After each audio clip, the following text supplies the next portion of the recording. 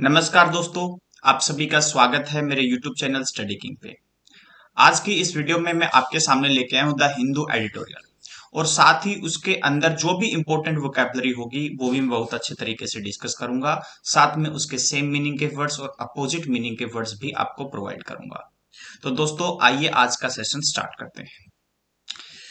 दोस्तों आज का जो हमारा एडिटोरियल है वो बेस्ड है केरला असेंबली इलेक्शन रिजल्ट्स के ऊपर। आइए जल्दी से एक बार नजर डाल लेते हैं कि कौन कौन से बड़े बड़े से महागठबंधन यहाँ पर देखने को मिले। एक तो एलडीएफ, यूडीएफ और एनडीए, ये तीन सबसे बड़े गठबंधन इस केरला स्टेट के अंदर हमें देखने को मिले, जिसमें से सबसे ज्यादा अगर हम सीट्स की बात करें तो टोटल देखिए 99, ठीक है, यहाँ पर जीतकर आए हैं आपके एलडीएफ।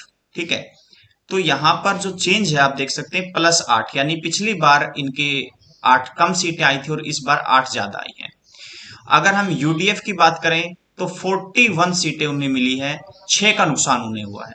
जबकि एनडीए की अगर बात करें तो एक भी सीट उनको प्राप्त यहां पर नहीं हुई है। पिछली बार उनको एक सीट मिली थी, उसका भी उन्हें वहां पर नुकसान हुआ है दोस्तों। ठीक है, तो यहां पर देखिए आज के जो एडिटोरियल था उसकी जो हेडिंग थी, ठीक है, वो कुछ इस प्रकार थी, keeping left by reposing faith in LDF. ठीक है, यहां पर reposing faith in the LDF बोला क्यों? क्योंकि देखिए पॉलिटिकल पार्टी का नाम है एलडीएफ। तो एक बात आप ध्यान रखिएगा कि कोई भी पॉलिटिकल पार्टी का नाम आ जाए, ठीक है, पॉलिटिकल पार्टी, उम्मीद करता हूं आप इसको देख पा रहे होंगे, तो उससे पहले नॉर्मली आर्टिकल द का उपयोग किया जाता है। तो ये आपका एक ग्रामेटिकल पॉइंट हो गया यहाँ पे कि पॉलिटिकल पार्टी के नाम से पहले आर्टिकल द का इस्तेमाल किया जाएगा। ठीक है, LDF, Kerala voters have sent, क्योंकि यहां पर सब्जेक्ट क्या है आपका voters, have sent a message to Congress and BJP to का इस्तेमाल यहां पर आल्सो की तरह हुआ है। और जब TW2 का इस्तेमाल आल्सो की तरह हो दोस्तों, तो हम उसको सेंटेंस के बीच में भी इस्तेमाल कर सकते हैं और सेंटेंस के लास्ट में भी इस्तेमाल कर सकते हैं। ठीक है, चलिए अब हम आगे बढ़ते हैं दोस्तों।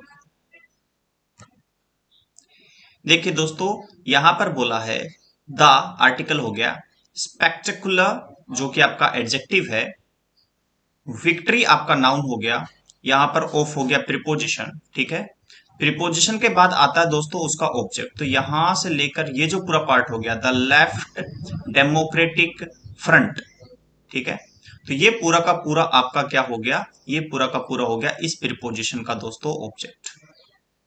ठीक है, तो आप देख सकते हैं कि यहां पर नाउन क्या था, विक्ट्री। तो यहां पर नाउन ऑफ नाउन का स्ट्रक्चर बन रहा है, जिससे कि इस विक्ट्री को हम ये कह सकते हैं कि स्पेसिफिक बना दिया गया है। तो यहां पर ये जो आर्टिकल द इस्तेमाल हुआ, इससे हमें कोई परेशानी नहीं है। फिर एक और प्रीपोजिशन का इस्तेमाल किया गया, इन, फिर इसके बाद इसका ऑब्जेक्ट आ जाएगा दी केरला, ठीक है, द केरला असेंबली इलेक्शन। तो ये पूरा का पूरा यहां तक इसका ऑब्जेक्ट चला गया। ठीक है, अब हमारे पास वर्ब आया हैज। तो हैज का इस्तेमाल जो किया गया वो किसके लिए किया गया दोस्तों, विक्ट्री के लिए किया गया। ठीक है, तो विक्ट्री यहां पर क्या है, आपका सब्जेक्ट है। ठीक है, हैज के बाद वर्ब की थर्ड फॉर्म आती है। तो आप देख सकते हैं यहां पर पुट है, तो पुट की तीनों फॉर्म सेम होती है, पुट पुट पुट। तो इसकी फर्स्ट फॉर्म भी पुट होती है, इसकी सेकंड फॉर्म भी पुट होती है और इसकी थर्ड फॉर्म भी पुट होती है। इसी तरह का एक और वर्ब आपने देखा होगा, जैसे कट, कट, कट। तो ये भी कुछ ऐसे वर्ब्स होते हैं दोस्तों। इसमें ब्रॉडकास्ट, टेलीकास्ट, ये भी बहुत इंपॉर्टेंट है। इनको भी जैसे ब्रॉडकास्टेड, टेलीकास्टेड लिख दिया जाता है कई बार, हैज ब्रॉडकास्टेड, बट इनकी भी तीनों फॉर्म सेम होती हैं, तो ये बात ध्यान रखिएगा। फिर आगे देखिए पुट, पुट व्हाट। ठीक है, तो पुट व्हाट का जो ऑब्जेक्ट बना वो बना द स्पॉटलाइट। ठीक है, ये बन गया इस वर्ब का ऑब्जेक्ट। फिर ऑन प्रीपोजिशन हो गया और इसके ऑब्जेक्ट के तौर पर हमारे पास आ गया क्या, इट्स लीड ऑथर। ठीक है, ये हो गया इसका ऑब्जेक्ट।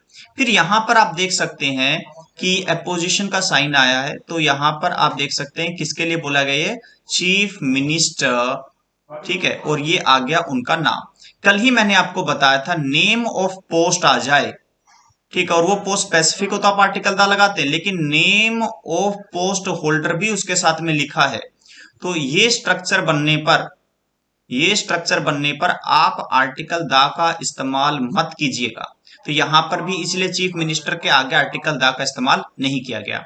ये तो वो ग्रामेटिकल इसका अलग अलग हिस्से करना। अब हम बात करते हैं कि आखिर इसका क्या मतलब बन रहा है, तो समझिएगा ध्यान से।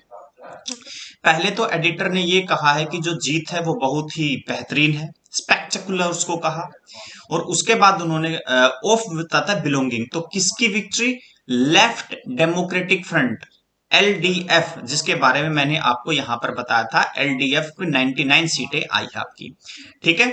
फिर आप बोला उन्होंने कहां पे? इन केरला असेंबली इलेक्शन। तो इन से जो फ्रेज बनता है दोस्तों, इन प्लस उसके ऑब्जेक्ट से जो फ्रेज बनता है वो बताता है एडवर्बियल फ्रेज ऑफ प्लेस या adverbial phrase of time. But यहां पर ये एडवर्बियल फ्रेज ऑफ टाइम नहीं है बल्कि प्लेस है, ठीक है।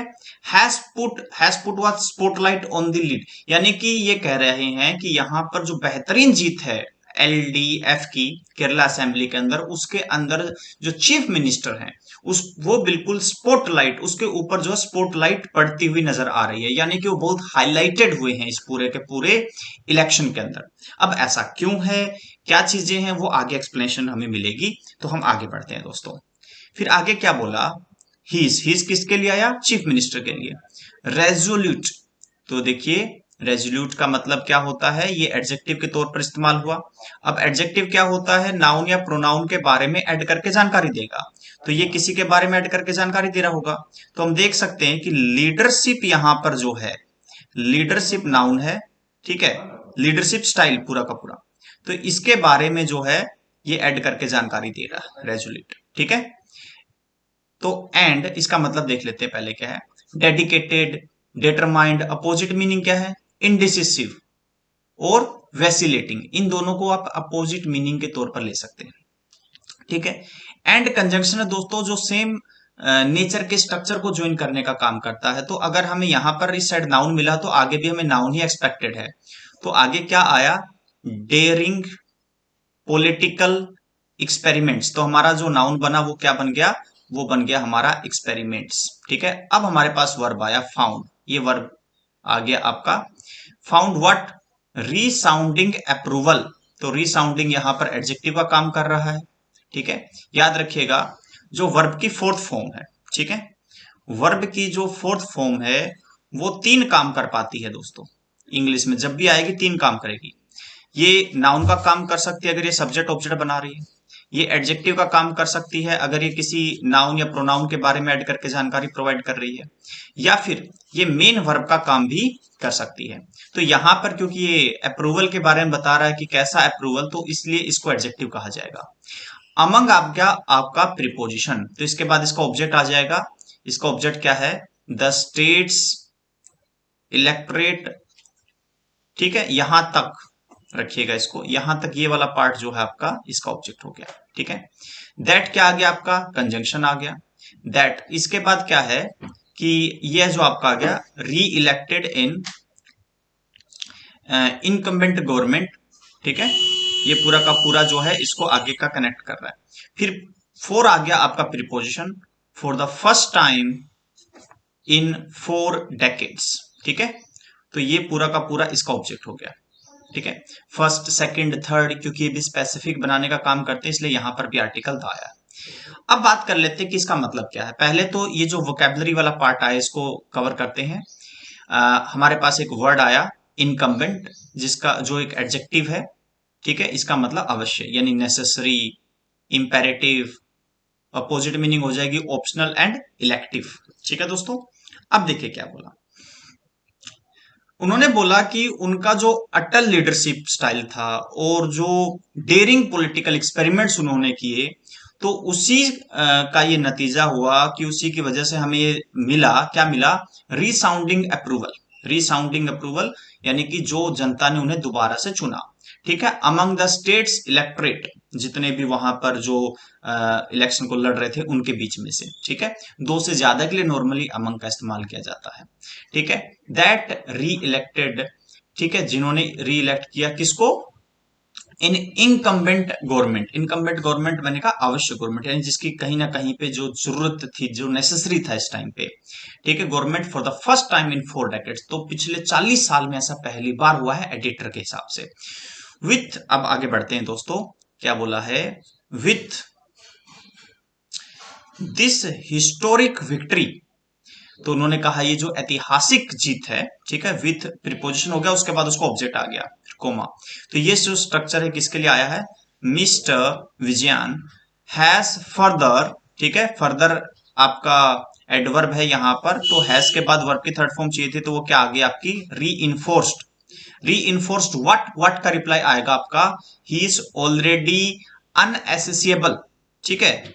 अब इसका मतलब देख लेते हैं क्या है, ये एक एडजेक्टिव है दोस्तों, और इसका मतलब है अभेद, यानी कि इनविंसिबल, सिक्योर, इनविंसिबल। आपने एवेंजर्स मूवी देखी होगी, उसमें आपने देखा होगा थेनोस कहता है आई एम इनविंसिबल, यानी कि जिसे भेद नहीं सकते, जिसे हरा नहीं सकते, जिसे अवॉइड नहीं कर सकते, कि वो जीतेगा जीतेगा।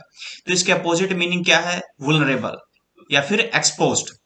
तो यहां पर देखिए इसका क्या मतलब हो गया, यहां पर जैसा कि मैंने कहा था ये एडजेक्टिव है, तो नाउन के बारे में ऐड करके जानकारी देगा, तो इसका जो नाउन है वो क्या है आपका, स्टेटस, ठीक है।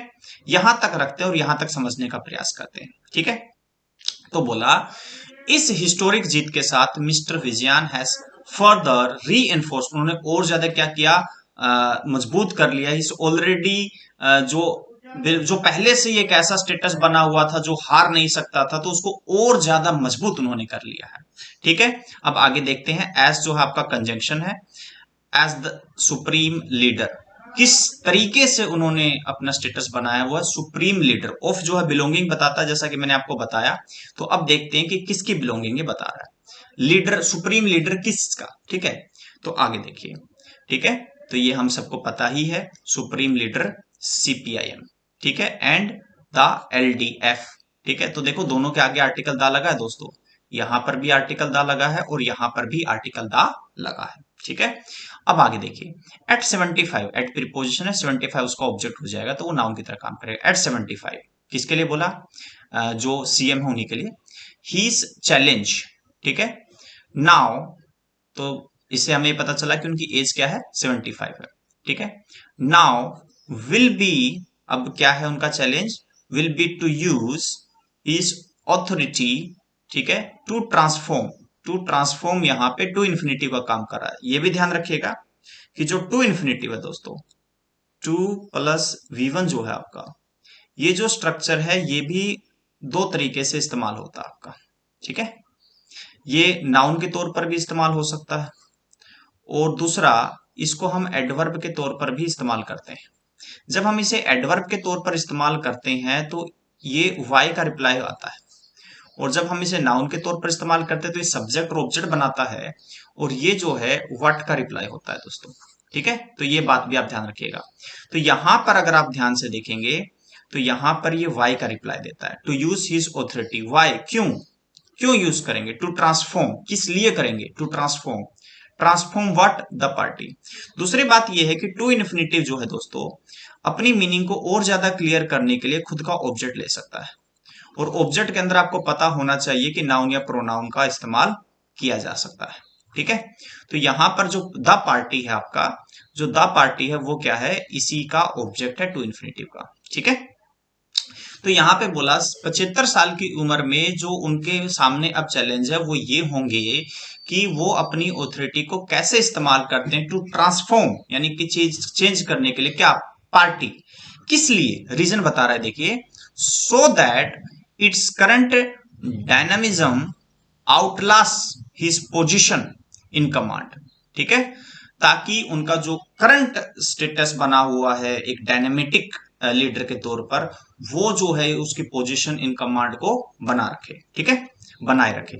तो आगे देखिए दोस्तों, आगे क्या है, बाय रिप्लेसिंग, अब ऐसी इमेज इनकी क्यों बनी है, ठीक है, क्यों इन्होंने कहा, जैसा कि यहां पर अगर आप देखेंगे तो यहां पर बोला है फर्दर रीइंफोर्सेस, एक चीज बोली थी जो बहुत इंपॉर्टेंट थी, रीसाउंडिंग अप्रूवल इलेक्ट्रेट, ये देखिए पॉलिटिकल, जो इन्होंने कहा था एक्सपेरिमेंट्स, पॉलिटिकल एक्सपेरिमेंट्स, इस पार्ट को पकड़े, पॉलिटिकल एक्सपेरिमेंट्स, उन्हीं के बारे में अब जिक्र स्टार्ट हो गया। देखिए क्या बोल रहा है, by replacing several old war horses. तो बहुत सारे जो मतलब जो ऐसे पॉलिटिशियंस थे जो बहुत ज्यादा उम्र के थे, उनको रिप्लेस किया इन्होंने इस इलेक्शन के अंदर। किससे?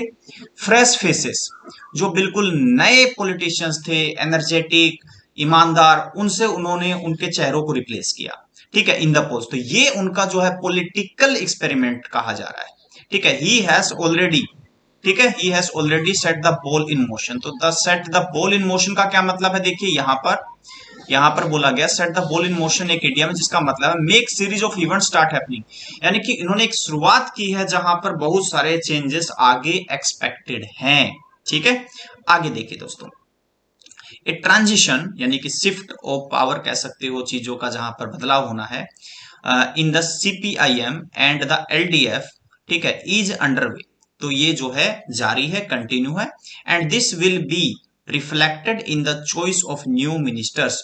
और ये जो है दर्शाया जाएगा या फिर ये नजर आएगा हमें कहां पर, ये रिफ्लेक्ट होगा कहां पर, जब नए मिनिस्टर्स को चुना जाएगा। ठीक है, क्योंकि पावर में तो पार्टी आ चुकी है। के एन बालागोपाल, पी राजीव, ठीक है, M B Rajesh could make the cut.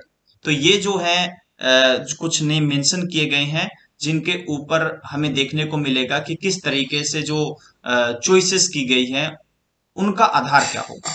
आगे देखिए, एडमिनिस्ट्रेटिव चैलेंजेस, ठीक है, विल बी इमेंस।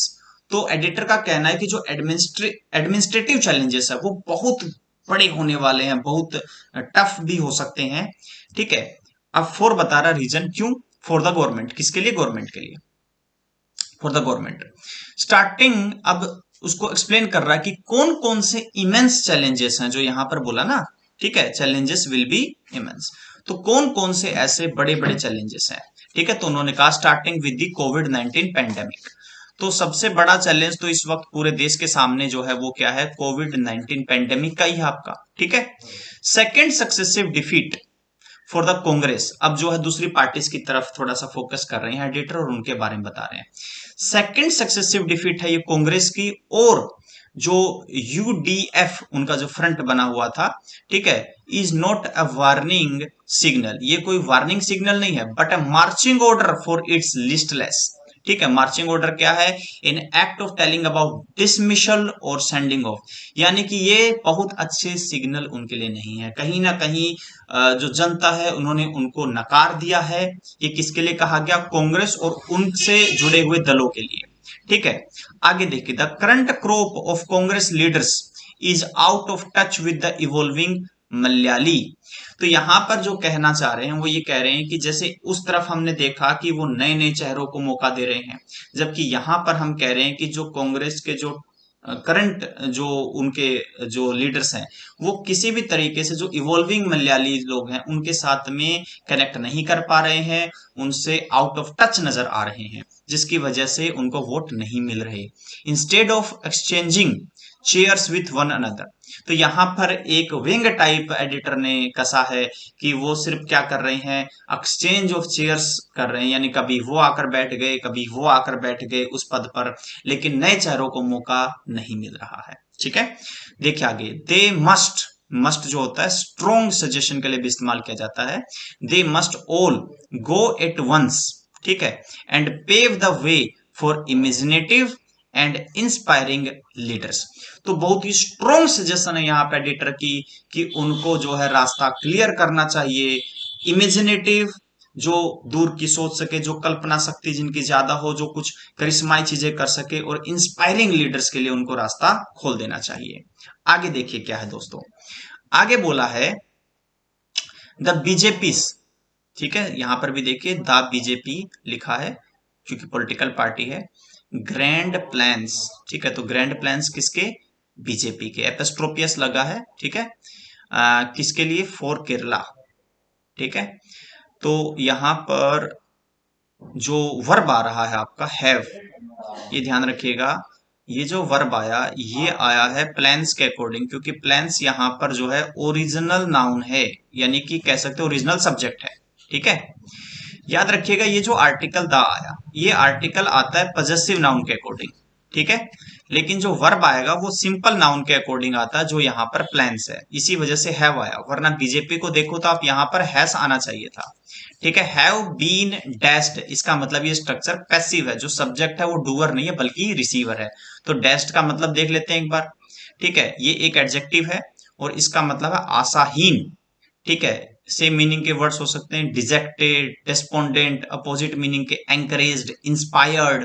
ठीक है, हैज बीन डैश्ड का मतलब क्या है कि बीजेपी के जो बहुत बड़े बड़े प्लान्स थे केरला के लिए, वो एक हिसाब से आशाहीन हो गए हैं। ठीक है, और देखिए कैसे, फ्रॉम 14.93% इन 2016, 2016 में देखा जाए तो 14.93% वोट थे। ठीक है, टू 12.47% दिस टाइम, और इस बार क्या हो गया, वो 12.47% पे रह गया। द बीजेपी लेड एनडीए, जो तीसरा गठबंधन था जिसमें बीजेपी लीड कर रही थी, वोट शेयर प्लमटेड। ठीक है, प्लमेट यहां पर क्या होगा, वर्ब है जिसका मतलब है गिर जाना, तो हम कह सकते हैं कि वोट शेयर यहां पर गिरा है। यहां पर बट लगाया तो कुछ कॉन्ट्रास्टिंग चीज बताना चाहते हैं। अब देखिए, but more notably it got 4.29 lakh votes fewer, यानी कि जो ज्यादा इंपॉर्टेंट बात वो है कि घटा तो है ही, लेकिन आप देख सकते हैं 4.29 लाख वोट्स कम आए हैं, यानी कि वोट्स की संख्या भी बहुत कम है, सीट तो कम मिली ही है। The BJP leaders are out of sync with Kerala, यानी कि कहीं ना कहीं एडिटर साफ शब्दों में कह रहे हैं कि जो बीजेपी है वो केरला के साथ तालमेल नहीं बना पा रही है। But the parties slide is more because the people find its politics unacceptable, और बीजेपी की जो पॉलिटिक्स है उसको बिल्कुल भी एक्सेप्टेबल नहीं कर पा रहे हैं वो। Centrist voters who consider the BJP as an option have been taken aback by its politics in Kerala and beyond. कुछ ऐसे वोटर्स, सेंट्रलिस्ट वोटर्स बोला उनको, जो बीजेपी को ऑप्शन के तौर पर देख रहे थे, उनको भी बहुत आश्चर्य हुआ जब उन्होंने उनकी जो पॉलिटिक्स है, उनकी जो राजनीति है उनको देखा, जो केरला के अंदर उन्होंने किया या फिर केरला के बाहर कुछ स्टेट्स में किया। ठीक है, उससे वो बड़े सरप्राइज्ड हुए, हक्के बक्के रह गए। Some refreshing trends that run contrary to the nation slant of BJP politics are evident, तो बहुत ही नई तरह की राजनीति देखने को यहां पर मिली। The new Kerala assembly is a cross section of the state's religious diversity, तो यहां पर एडिटर कहना चाह रहे हैं, एक बहुत ही अच्छी चीज उन्होंने यहां पर दिखाई है, उन्होंने कहा रिलीजियस डाइवर्सिटी भी यहां पर देखने को मिली। कैसे, एग्जाम्पल के साथ देखिए, with Hindu, Christian and Muslim communities finding the representation in proportion to their population. एक तो ये है कि हिंदू भी वहां पर है, क्रिश्चियंस भी हैं, मुस्लिम्स भी है, और सभी कम्युनिटी को रिप्रेजेंटेशन जो है एक बहुत ही सही प्रपोर्शन में देखने को मिला। ठीक है, in term of caste and gender this may not be true, हालांकि कास्ट और जेंडर के हिसाब से ये बात सही नहीं बैठती कि सही तरीके से चीजें एक सही प्रपोर्शन में नजर नहीं आती जब हम देखते हैं कास्ट के हिसाब से या रिलीजन के कास्ट के हिसाब से और जेंडर के हिसाब से, यानी कितने मेल कितने फीमेल वहां पर है, किस किस कास्ट के हैं। लेकिन अगर धर्मों के हिसाब से देखा जाए तो चीजें बहुत बैलेंस्ड नजर आती है। ठीक है, आगे देखिए, a Hindu majority constituency in Kerala choose a Muslim candidate, जो कांग्रेस के थे, ठीक है, against the BJP chief ministerial face E Sreedharan. तो यहां पर एक बहुत खूबसूरत एग्जाम्पल दिया कि एक ऐसी जगह का जिक्र किया जहां पर केरला के अंदर हिंदू मेजोरिटी थी, उसके बावजूद उन्होंने कांग्रेस के कैंडिडेट को जिताया जो एक मुस्लिम कैंडिडेट थे। ठीक है, तो यहां पर लोगों ने धर्म से उठकर वोट किया, ये बताना चाहते हैं editor. Indian union Muslim league A constituent of the UDF सा इट सपोर्ट श्रिंकिंग, तो यूडीएफ का भी जो आप देख सकते हैं शेयर घटता हुआ नजर आ रहा है। As the current generation of the community as the current generation of the community seeks new options, क्योंकि जो करंट जनरेशन है वो ऐसा लग रही है कि नए ऑप्शंस की तरफ रुझान है उनका और नए ऑप्शंस को खोज रही है। ठीक है, the CPIM has been relatively more successful. तो सीपीआईएम के लिए बोला है कि मोर सक्सेसफुल नजर आ रही है। अप्रिशिएटिंग द माइरिड चेंजेस, इसका मतलब देखिए मिरियड का मतलब क्या होता है, अनगिनत, बहुत सारे चेंजेस के, काउंटलेस, इननंबरेबल, अपोजिट मीनिंग हो जाएगी लिमिटेड एंड कैलकुलेबल। ठीक है। Change that are under way, जैसा कि वो कहा, मैं स्टार्टिंग में मैंने कहा था कि पॉलिटिकल एक्सपेरिमेंट्स, तो यही पॉलिटिकल एक्सपेरिमेंट्स थे कि पुराने चेहरों को नए चेहरों से रिप्लेस करना और कीप द बॉल रोलिंग। तो उस तरीके से वहां पर सारी चीजें वही घुमा फिरा कर बोली गई है। The Congress which swept Lok Sabha poll will have opportunities to reinvent itself to pose a challenge to the left in the assembly election। ठीक है। आगे देखिए, but the BJP without A Metamorphosis, ठीक है, मेटामॉर्फोसिस देखिए बदलाव, ठीक है, चेंज, अल्टरनेशन, ठीक है, अपोजिट मीनिंग क्या हो जाएंगे, फिक्सेशन, स्टैग्नेशन। ठीक है। लेकिन बीजेपी का जो है कोई भी चेंज नहीं हुआ। ठीक है। तो यहां पर क्या कह रहे हैं editor, Kerala will remain A nightmare, ठीक है, नॉट अ ड्रीम। तो वो कह रहे हैं कि ये कोई अच्छी खबर नहीं है केरला की से जो आई है बीजेपी के लिए, ये कहीं ना कहीं नाइटमेयर की तरह है, किसी ड्रीम की तरह नहीं नजर आती। हालांकि उन्होंने एक और बात कही, जो कांग्रेस है, जो बिल्कुल पूरी तरीके से लोकसभा पोल में बिल्कुल धराशायी हो गई थी, उनके पास एक अपॉर्चुनिटीज है टू री इन्वेंट इटसेल्फ, तो अपने आप को दोबारा से समझें, दोबारा से खड़ा करने का, to pose a challenge to the left in the assembly election. तो असेंबली इलेक्शन में, यानी कहीं ना कहीं अगर इन दोनों पॉइंट्स को अगर हम समझे तो हम कह सकते हैं, कैरेक्टर कहना चाहते हैं कि बीजेपी पूरी तरीके से खत्म ही होती हुई नजर आ रही है, जबकि कहीं ना कहीं कुछ पॉजिटिव पॉइंट्स नजर आ रहे हैं, किसके लिए, कांग्रेस के लिए। कांग्रेस फिर भी अगर अपने आप को ध्यान से करें, अपने आप को दोबारा से सुधारने की कोशिश करें, तो दोबारा से एक चैलेंज पुट कर सकती है लेफ्ट के लिए। ठीक है दोस्तों। तो दोस्तों ये था आज का एडिटोरियल। अब आपके सामने मैं आज का क्वेश्चन रख रहा हूं। अगर आपने वोकैबुलरी पार्ट को ध्यान से देखा होगा तो आज का क्वेश्चन आपके सामने है। देखिए, आज का जो वर्ड है वो है इरिसोल्यूट। ठीक है। और ये बात जरूर ध्यान रखिएगा कि बेस्ट एक्सप्रेस करे वो वर्ड लेना है, यानी कि सिमिलर इन मीनिंग का वर्ड आपको लेना है। तो दोस्तों आज का सेशन यहीं पर खत्म होता है। ये जो आपको वर्ड है, इसके जो 4 ऑप्शन दे रखे हैं, इसकी जो आंसर है आपने कमेंट करके मुझे बताना है। ठीक है दोस्तों, कमेंट कीजिएगा और बताइएगा कि 1 2 3 4 में से कौन सा वर्ड है जो सेम मीनिंग को दर्शाता है यहाँ पे। ठीक है। मैं उम्मीद करता हूं कि आपको मेरा ये जो वीडियो क्लास है आपको अच्छी लगी होगी, ये सेशन पसंद आया होगा। अगर आपको इसी तरह के और क्लासेस चाहिए तो आप कमेंट करके जरूर बताइएगा। मैं प्रयास करूंगा ग्रामेटिकल पॉइंट्स को और जो चीजें इसके अंदर जो मेन मेन पॉइंट्स है, जो भी आपको कहीं पर भी डिस्कशन में, जीडी में कहीं पर भी काम आ सकता है, वो बेहतर तरीके से और सिंपल तरीके से आपके सामने रख सकूं। तो इसी के साथ मैं सुखवीर आपसे अलविदा लेता हूं। फिर नेक्स्ट सेशन में हम मिलेंगे। Thank you so much. शुक्रिया।